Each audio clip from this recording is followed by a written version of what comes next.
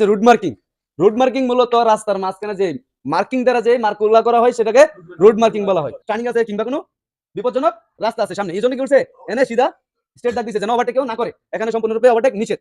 দ্বিতীয়ত যদি এই যে গ্যাপ অখণ্ডিত থাকে তাহলে তার মানে কি বোঝায় ওভারটেক করা যাবে।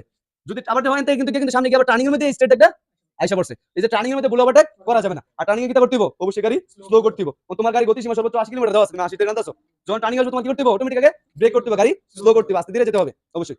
কিছু কিছু জায়গায় এই মার্কিং গুলো ব্যবহার করে, ঠিক আছে? যেমন বিকল্প রাস্তা, তুমি ডাইনে যাবা, বিকল্প রাস্তা গিয়ে ঢুকবা, যে বিকল্প রাস্তার মাঝখানে দেখবা এরকম অখণ্ডিত থাকবো, সামনে বিকল্প রাস্তা। আর কিংবা যদি তুমি সামনে যাও এমনি ধরনের দেখলা একটা ইয়া থাকলো, দাগ থাকলো, এটা কি জেব্রা ক্রসিং। এখানে কি পথচারী পারাপার। আবার সামনে গেতে কি জানো নেই, এই যে এটা কি বুঝাইছে? Speed breaker, right, speed breaker. এরকম সিগন্যাল কিন্তু বহু সিগন্যাল আছে, ঠিক আছে? বহু সিগন্যাল আছে এই রুট মার্কিং দ্বারা। যদি এগুলো যদি অমান্য করো, আমাদের দেশে কিছু হোক হোক বা না হোক, কিন্তু অন্য কান্ট্রিতে তোমার ক্যামেরার মাধ্যমে কিন্তু তোমার জরিমানা করাইবো, ঠিক আছে? বুঝতে পারছো? এটা লিখা রুট মার্কিং। আর এটা কিটা ট্রাফিক সাইন, ঠিক আছে? Traffic signal. এখানে লাইট আছে কয়টা? কি কি? আচ্ছা, মানে লালটা জ্বলে উঠবে হঠাৎ করে, তখন তোমার কি করতে হবে?